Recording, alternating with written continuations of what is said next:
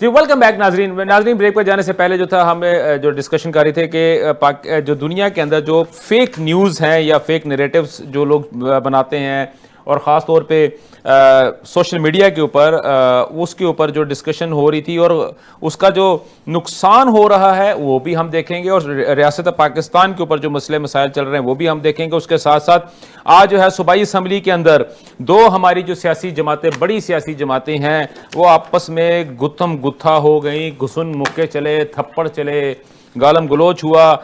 ये भी हम चीज़ें जो हैं वो आज के प्रोग्राम में डिस्कस करेंगे। तो सबसे पहले हमारे साथ इंग्लैंड की हम जाते हैं। इंग्लैंड से हमारे जो हैं हमारे दोस्त जो हैं वो मुकीम अहमद साहब हमारे साथ मौजूद है।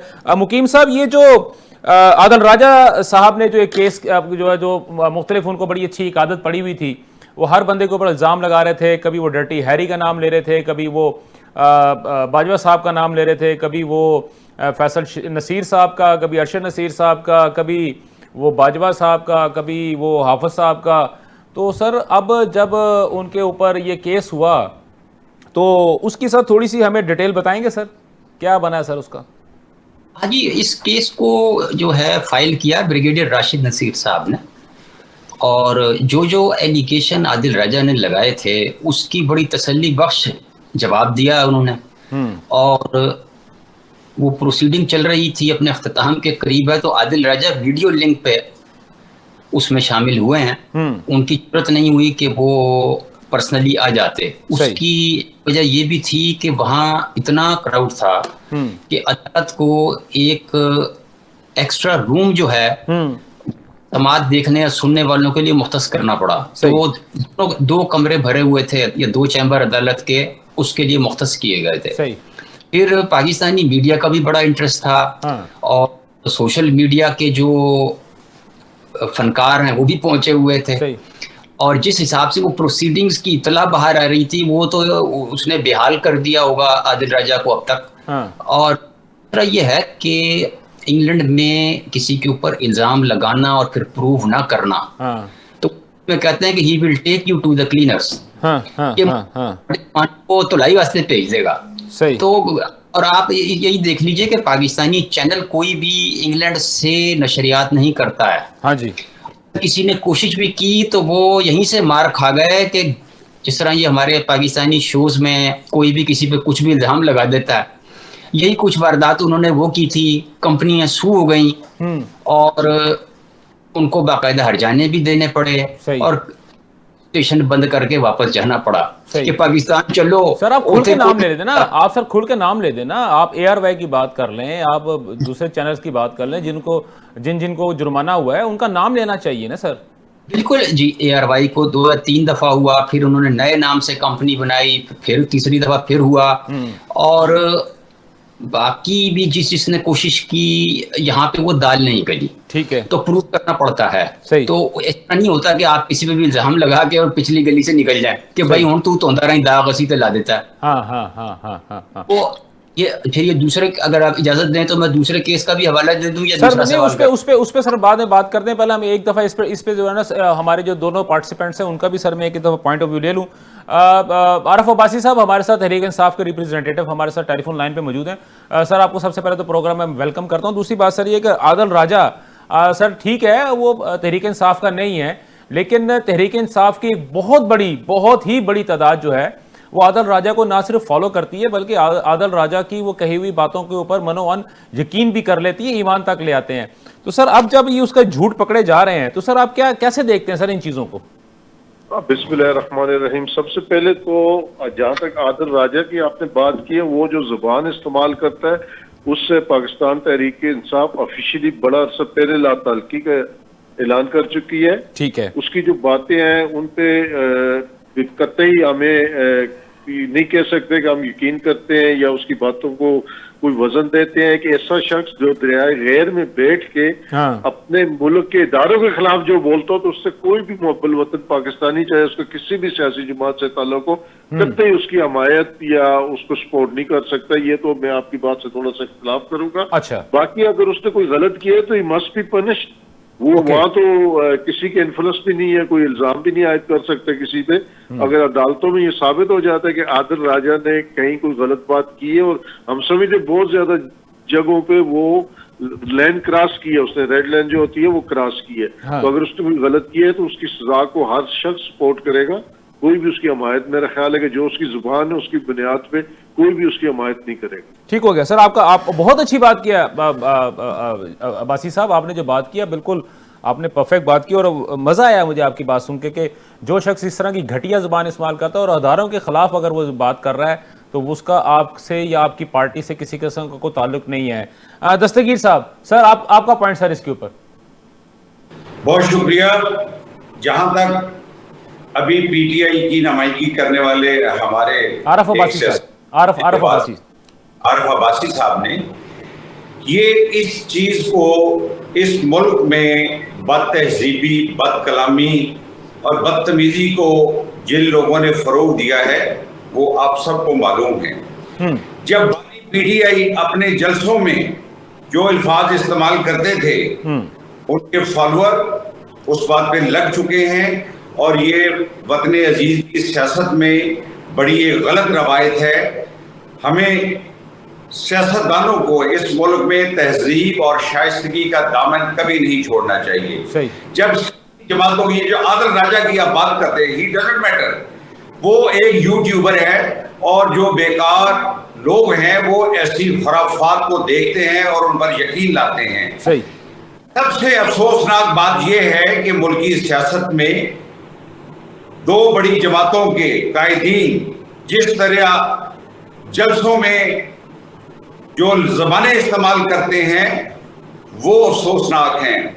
आपको मालूम है कि जिस अदारे की आप बात करते हैं उस अदारे पर जिस तरह दो दीगर जमातों के कायदीन ने खलाई मखलूक, न्यूट्रल, जानवर और न जाने क्या क्या अल्फाज इस्तेमाल किए, ये सबसे ज्यादा काबिल मज़म्मत रवैया है।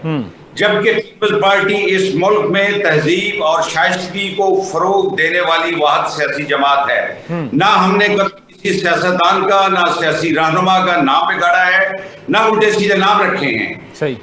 हमें आदिल राजा को छोड़ें, सर आदिल राजा को सियासत के बड़े नाम हैं उनको सबसे पहले तहजीब और शाइस्तगी अपनाना चाहिए। सर कता कलामी माफ, सर इसमें अगर एक चीज ऐड कर लें, आदिल राजा को हम बतौर एक इस्तारा इस्तेमाल कर रहे हैं, उसको हम अगर डिस्कस कर रहे हैं बतौर एक इस्तारा डिस्कस कर रहे हैं सर। जी हाँ, वो जिनका आलाकार है जो उससे ये काम ले रहे हैं, मैं उनकी मजम्मत करता हूँ। सही, ठीक हो गया, बिल्कुल ठीक हो गया। अच्छा, अपना मुकीम साहब, क्योंकि सर आप तो वहाँ पे मौजूद थे और आपने जो है वो तमाम तर गुफ्तगू जो हमें बताई है, तो वो यानी कि बिल्कुल आप बिल्कुल एक्चुअल फर्स्ट हैंड इंफॉर्मेशन आपके पास मौजूद है। तो इसमें सर ये जो जज साहब ने कहा है, पाकिस्तान के नहीं इंग्लैंड के जज ने कहा है, क्योंकि कहा यह जाता है कोई भी किसी भी सियासी जमात को, और ख़ासतौर पर जो ज़ेर अताब इस वक्त हमारी सियासी जमात है तहरीक इंसाफ की अगर मैं बात करता हूँ, तो उनके कोई यूट्यूबर्स या उनके सोशल मीडिया इन्फ्लुएंसर्स जब वो उनके ऊपर खासतौर पर पाकिस्तान के अंदर पीका एक्ट के तहत अगर आप उनको पकड़ा जाता है या उनसे गुफ्तगू की जाती है या उनको अदालत में लाया जाता है, तो उनके खिलाफ अगर किसी किस्म का कोई सज़ा उनको मिलती है या उनको कोई तंबीह की जाती है तो वो फ़ौरन कह देते हैं कि जी अदालतें बिकी हुई हैं, जी जज बिके हुए हैं। पाकिस्तान में अदलिया जो है वो बिल्कुल 280वें नंबर पर है, 340वें नंबर के ऊपर है।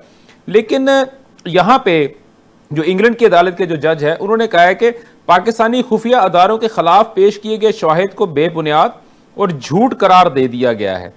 तो सर ये किस तरह उनको पता लगा है कि जी आदिल राजा साहब के जो चीज़ें पेश की हैं सारी की सारी झूठ है? सर एक आदिल राजा कोई ऐसी बड़ी पोजीशन पे नहीं था कि जहां उसको कोई इंफॉर्मेशन की एक्सेस होती जी, ना ही उसका कोई बैकग्राउंड ऐसा था कि जहां से उसको फर्स्ट हैंड इंफॉर्मेशन आ रही हो। वो कब से भागा हुआ भगोड़ा पाकिस्तान से यहाँ बैठा हुआ है।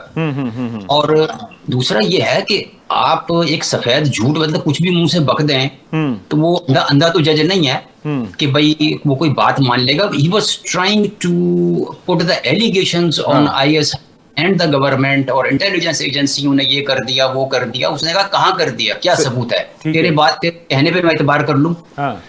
और अच्छा, एक जुमला मोतरजा के तौर पे वो पीका ऑर्डिनेंस पे मुझे याद आ गया।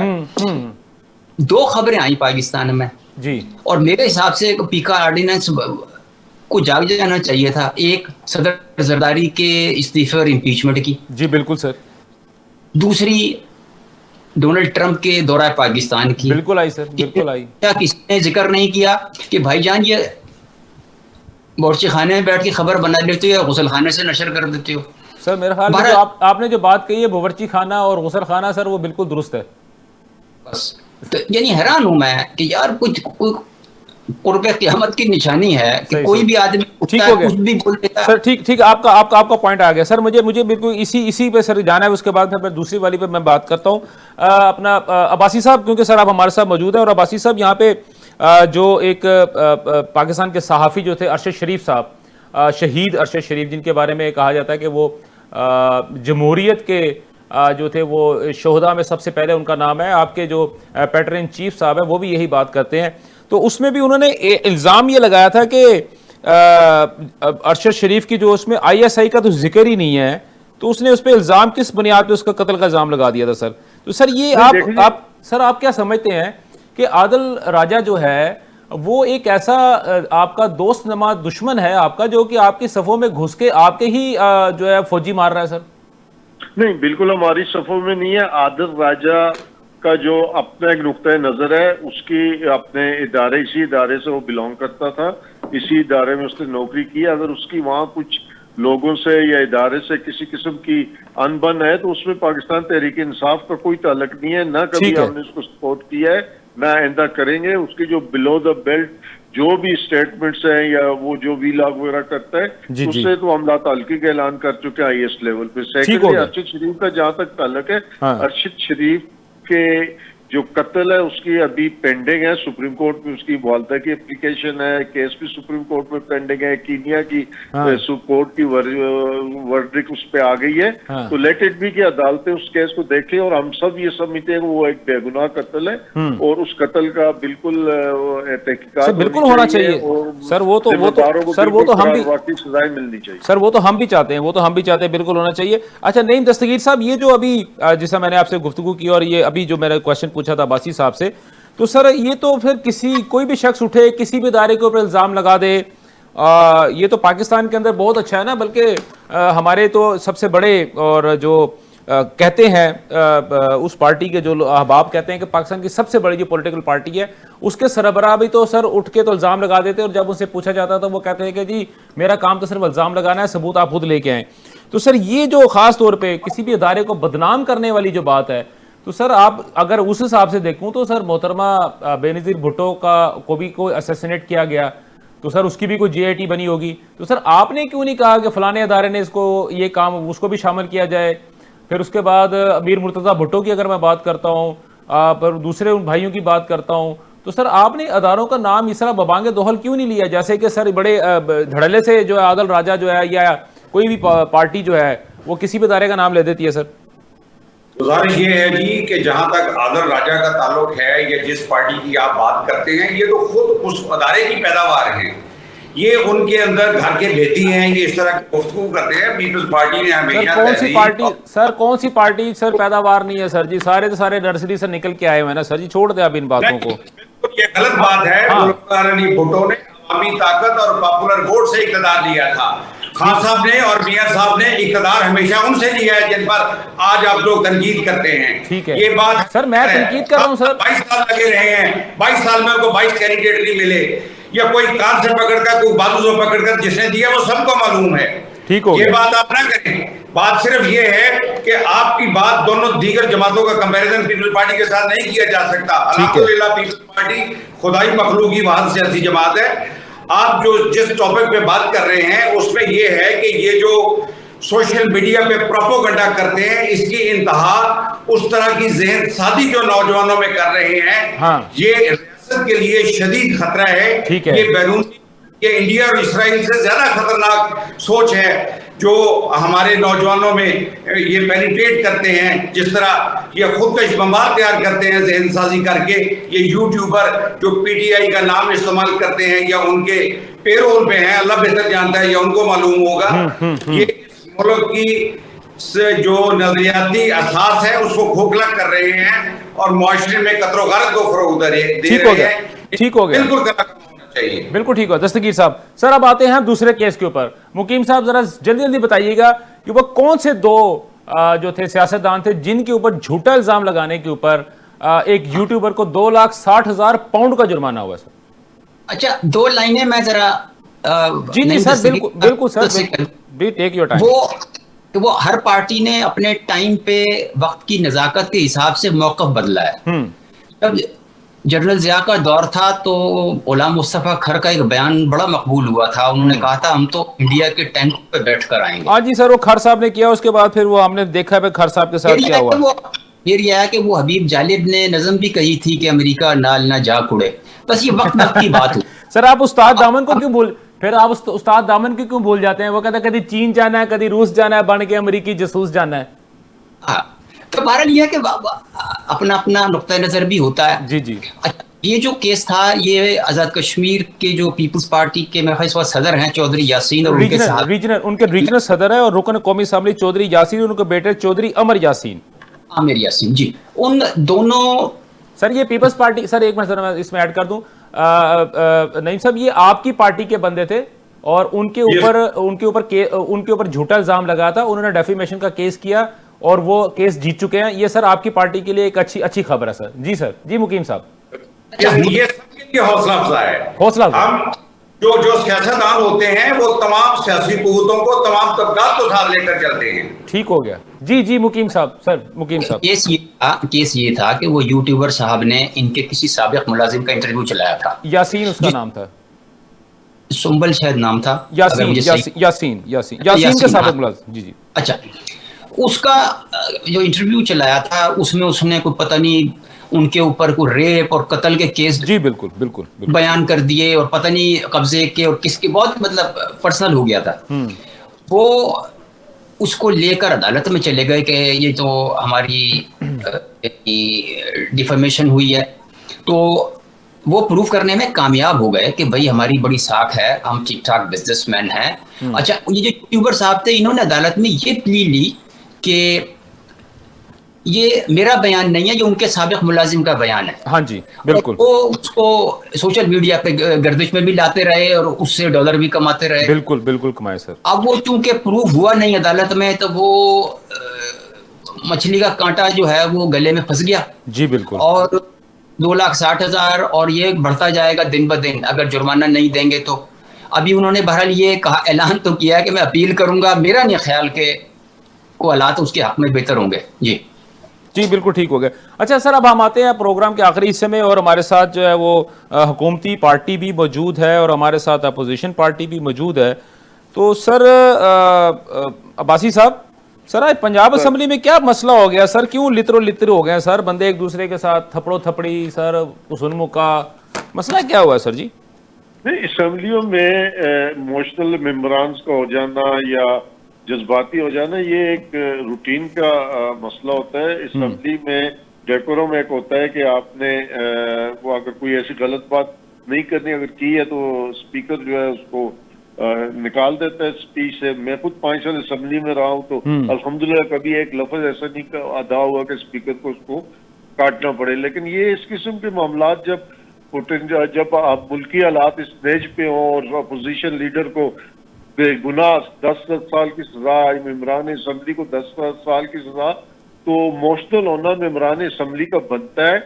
लेकिन चले उसमें ये दुनिया की असम्बलियों में आपने देखे कुर्सियां भी चलती है, मुक्के भी चलते हैं सर, बंदे भी कत्ल हो जाते हैं सर। इंडिया में सर मर्डर हो चुका है। इंडिया में सर माइक मार के सर पे मार दिया हुआ है। हॉलैंड में सर हो गया, अमेरिका में हुआ, बरतानिया में हुआ था। हाँ जी, हमारा भी एक स्पीकर मारा था। हमारा भी स्पीकर मारा गया सर। ये अनहोनी बात नहीं है, ये हो जाता है। सियासी लोग होते हैं, उनके अपने जज्बात होते हैं। जब कोई बात इतनी स्वीर किस्म की सजाएं हो और बेगुनाह हो तो फिर मेम्बरान का जज्बात में आना बनता है। ठीक है बिल्कुल। लेकिन सर अभी आपने जो गलत बात भी नहीं सर, अभी आपने, अच्छा गलत बात कोई नहीं थी। आपने सर ये बात की है कि वो क्योंकि फजर साहब को 10 साल की सजा, सर फजर साहब को अगर सजा उन्होंने दी है तो क्या फजर साहब जो हैं क्या वो गिरफ्तार हो चुके हैं सर?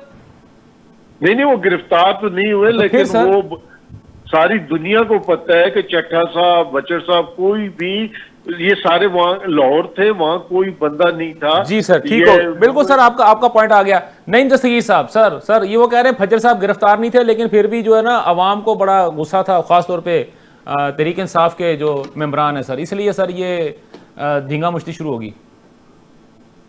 आज की जो असेंबली की आप बात करते हैं जी सर, ये गैर पार्लिमानी रवैये हैं। इन लोगों को सियासी तरबियत के मराहल से गुजरना चाहिए और दामन नहीं सब्र और हौसले का छोड़ना चाहिए। ये अवाम के नुमाइंदे हैं, ये अवाम के लिए क्या प्रेसिडेंट छोड़ते हैं। सही। इनको बर्दाश्त और रवादारी से आगे बढ़ना चाहिए। इस मुल्क में पॉलिटिकल विक्टिमाइजेशन का खात्मा करना पार्लियामेंटेरियन की जिम्मेदारी है और ये खुद धींगा मस्ती करते हैं। नाहिद काबिल अफसोस बात है। ठीक हो गया। मुकीम साहब मेरे पास वक्त कम है, हम जाते जाते जो है ना इसको हम आप जरा बताइए, उसके बाद फिर सर मैं एक सबसे क्लोजिंग जो है ना वर्ड में आप तीनों अब आपसे। जी सर, इसी के ऊपर सर, इसी के ऊपर यह है कि अब बस हुकूमत को चाहिए कि बुलेट प्रूफ और हेलमेट जो है वो लाजमी कर दे MNAs MPAs के लिए, ताकि वो असेंबली में सुकून से बैठ सके। हाँ चले ये तो आपकी बात होगी, लेकिन चले अभी तमाम तर गुफ्तगू जो अभी हमने की है सर, उसमें से मुझे आप तमाम अहबाब का जो क्लोजिंग पॉइंट चाहिए। अब्बासी साहब, 5 अगस्त सर कैसे देख रहे हैं आप?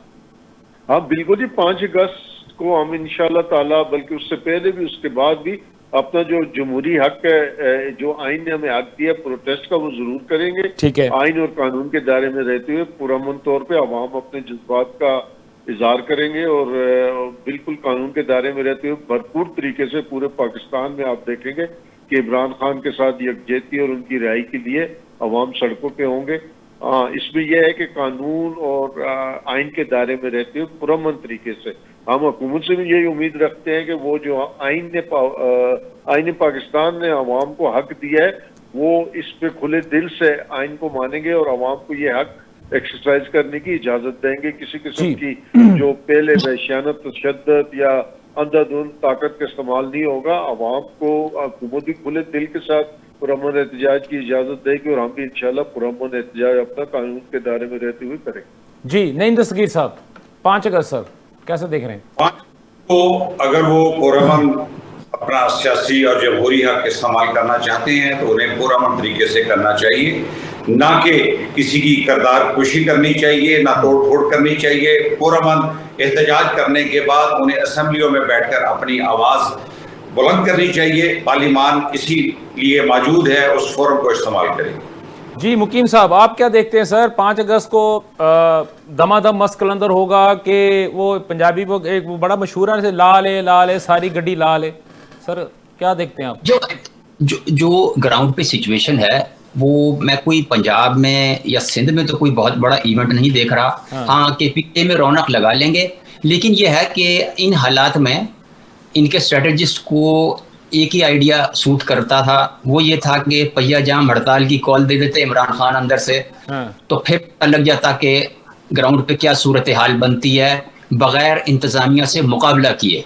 लेकिन अगर तो उन्होंने आंखों में आंखें डाल के और सड़क पे आके किया तो फिर पिछले जो वाकयात हैं वो भी आपके सामने हैं। जी बिल्कुल, और फिर नतीजा कुछ और हो सकता है। ठीक है, अच्छा ठीक है सर, चले मेरे पास वक्त बिल्कुल कम है, लेकिन सर जाते जाते मुकीम साहब छोटी सी सर एक बात, जो पैटर्न चीफ के जो बेटे हैं, बच्चे जो हैं, अब वो अमेरिका गए थे। पाकिस्तानी कौम के बच्चों को अमेरिका की गुलामी से आज़ादी दिलाने वाले पैटर्न चीफ जो कि अडयाला जेल में कैदी नंबर 804 के नाम से मशहूर हैं, उनके बच्चे अपने वालिद मोहतरम की आज़ादी के लिए अमेरिका गए थे। तो सर कोई पॉजिटिव खबर आ रही है कि कोई नहीं आ रही सर? बज़ाहिर को फौरी तौर पे तो कोई रिजल्ट निकला नहीं है, करके आ गए हैं बस वो। बात ठीक है, ये नहीं कि ठीक है वो गए और वो अपना आ गए। लेकिन नाजरीन मेरे पास क्योंकि वक्त की बार बार कमी है, मुझे बार बार जो है ना वो पीछे से एक ही बात की जा रही है, क्योंकि कुछ इश्तहारात भी चलाने होते हैं। तो नाजरीन आपका मेरे जो मेहमान हैं उनका बहुत बहुत शुक्रिया। नाजरीन आपने आज के प्रोग्राम की गुफ्तगू सुनी।